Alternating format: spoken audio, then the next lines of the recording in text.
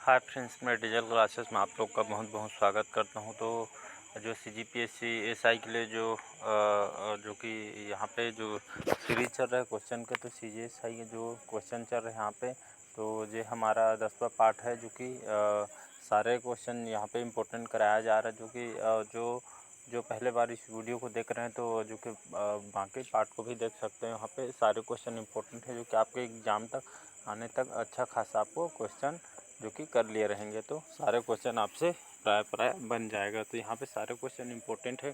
तो चलिए आज के क्वेश्चन स्टार्ट करते हैं। ये हमारा 10वां पार्ट है। तो पहला क्वेश्चन है, किस काल में छत्तीसगढ़ में मानव ने गुफाओं को अपना निवासी स्थान बनाना शुरू किया था तथा इनको चित्रों द्वारा अलंकृत किया गया था?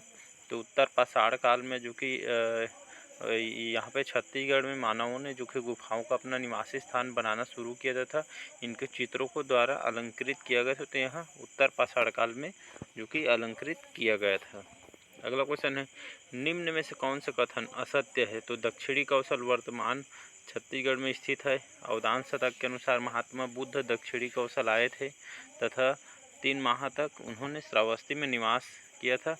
छत्तीसगढ़ राज्य के महानदी घाटी के रायपुर, बिलासपुर आदि क्षेत्रों में जो कि पूरा पाषाणकालीन उपकरण मिले हैं और उपरोक्त में से कोई नहीं। तो इसका डी ऑप्शन सही हो जाएगा। इसमें कोई भी असत्य नहीं, बाकी सभी सत्य है। तो डी ऑप्शन उपरोक्त में से कोई नहीं, इसका आंसर हो जाएगा। अगला क्वेश्चन है, सरपुरी वंश की समाप्ति के बाद किस वंश के शासकों ने जो कि दक्षिण कोसल पर राज्य किया था? तो याद रखिएगा, इसका ए ऑप्शन यहाँ पे सही हो जाएगा। सरपुरी वंश की समाप्ति के बाद सोमवंश के शासकों ने यहाँ पे दक्षिण कोसल पर राज्य किया था। महाशिवगुप्त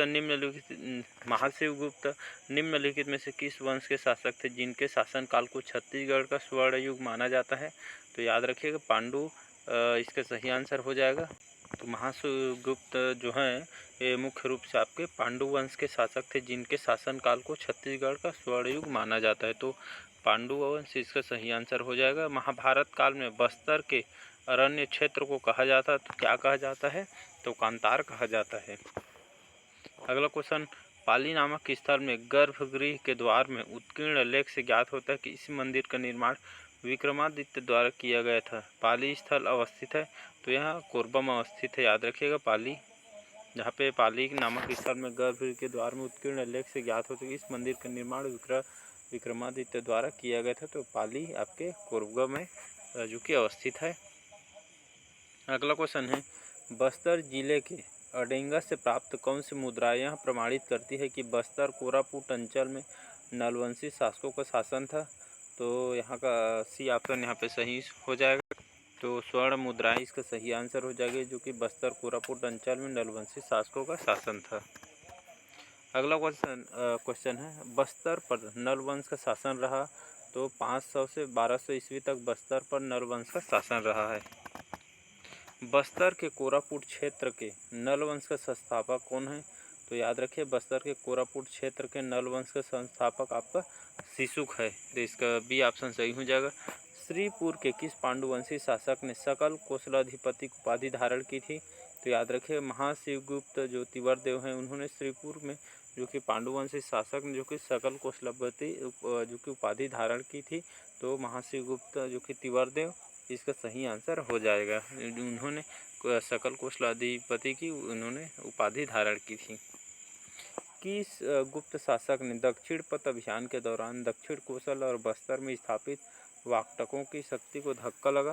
तो समुद्रगुप्त इसका सही आंसर हो जाएगा। तो समुद्रगुप्त जो कि इनके शासक में दक्षिण पथ अभियान के दौरान दक्षिण कौशल और बस्तर की स्थापित वाकटकों की शक्ति को धक्का लगा था।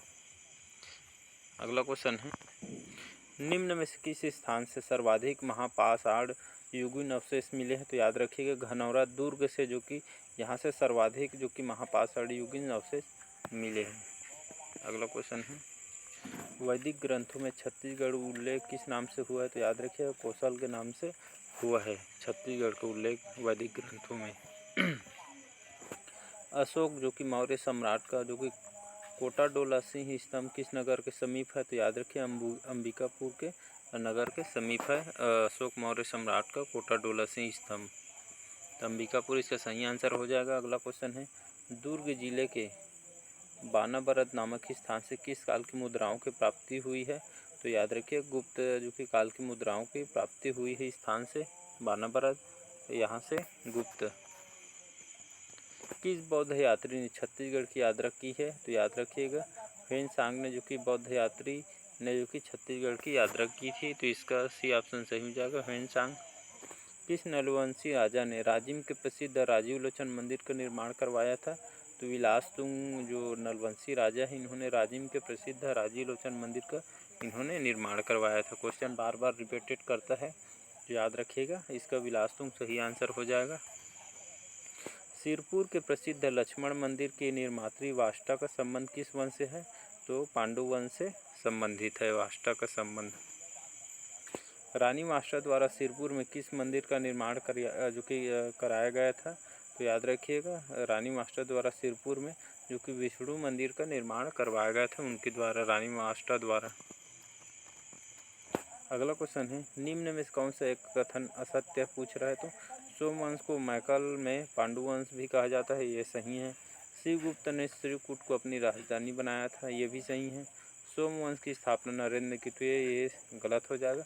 उपरोक्त में से इसका सी ऑप्शन यहाँ पे गलत हो जाएगा, यहाँ सत्य कथन है। विक्रमादित्य को किस वंश का राजा माना जाता है? तो विक्रमादित्य को जो कि बाणवंश के इनको बाणवंश के राजा हैं, तो बाणवंशी राजा कहा जाता है, तो इसका बाणवंश सही हो जाएगा। समुद्रगुप्त की प्रयाग प्रशस्ति में उल्लेखित व्याघ्रराज कहाँ का शासक था? तो महाकांतार के जो कि व्याघ्रराज यहाँ के शासक थे, महाकांतार के। अगला क्वेश्चन है महाकांतार की पहचान किस क्षेत्र से की जाती है? तो बस्तर सिहावा का जो जंगली प्रदेश है, यहाँ से जो कि महाकांतार की पहचान जो कि क्षेत्र जाना जाता है यहाँ को। निम्नलिखित राजवंशों ने प्राचीन काल में छत्तीसगढ़ में शासन किया, तो यह छत्तीसगढ़ CMO 2010 में क्वेश्चन आया है। तो राजवंशों प्राचीन काल में छत्तीसगढ़ शासन के यहाँ पे देख सकते हैं, तो राजर्षि तुल्य कुलवंश, सरपुरी वंश, नलवंश, चक्रकोट, नागवंश, उनमें कालक्रम का यहाँ पे उत्तर चुनिए कह रहा है, तो इसका भी ऑप्शन सही हो जाएगा। 1, 3, 2 और 4, तो राजर्षि तुल्य वंश और नल वंश और आपके सरपुरी वंश और इसके बाद चक्रकोट का नागवंश जो कि इसका सही आंसर हो जाएगा। अगला क्वेश्चन है रानी वाष्टा ने सिरपुर में ईंटों की मंदिर बनवाया था जिसे लक्ष्मण मंदिर कहते हैं, कारण आर उसके पति हर्षगुप्त के मरणोपरांत उसकी जो कि स्मृति में बनवाया गया था। तो CMO 2010 में क्वेश्चन आया है, तो ए और आर दोनों सत्य हैं, आर ए की सही व्याख्या करता है, तो ये सही है, इसका ए ऑप्शन यहाँ पे सही हो जाएगा। गुप्त शासक समुद्रगुप्त के दक्षिणापथ अभियान के समय दक्षिण कौशल का नरेश था, तो महेंद्र जो कि यहाँ पे दक्षिणापथ अभियान के समय दक्षिण कौशल का नरेश महेंद्र सेन था, तो इसका ए ऑप्शन सही हो जाएगा। छत्तीसगढ़ की प्राचीन राजधानी कौन सी है? तो छत्तीसगढ़ की जो प्राचीन जो राजधानी थी वो रतनपुर थी, तो इसका सी ऑप्शन सही हो जाएगा। छत्तीसगढ़ का स्वर्ण युग किसके शासनकाल को कहा जाता है? तो महाशिवगुप्त जो बालार्जुन हैं इनके युग को जो कि स्वर्ण युग जो कि कहा जाता है, इस शासनकाल को माना भी जाता है। इनके जो महाशिवगुप्त बालार्जुन हैं इनको स्वर्ण युग कहा जाता है इनके शासनकाल को।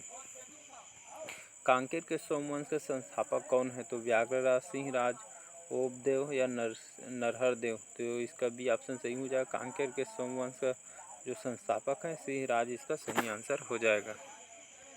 कुषाण वंश के महत्वपूर्ण सिक्के छत्तीसगढ़ में कहाँ से प्राप्त हुए हैं? तो कुषाण वंश के जो महत्वपूर्ण सिक्के हैं छत्तीसगढ़ से मुख्य रूप से दुर्ग जिले से प्राप्त हुए हैं, तो इसका भी ऑप्शन सही हो जाएगा। अगला क्वेश्चन है कुषाण वंश के तांबे के सिक्के छत्तीसगढ़ में कहाँ प्राप्त हुए हैं? तो कुषाण वंश के तांबे के जो सिक्के हैं छत्तीसगढ़ के बिलासपुर जिले से प्राप्त हुए हैं। तांबा सिक्का पूछ रहा है ना, क्वेश्चन याद रखिएगा। सातवाहन काल में भारत का व्यापार रोम से होता था, रोम के सोने के सिक्के बिलासपुर जिले के किस स्थान से प्राप्त हुए हैं?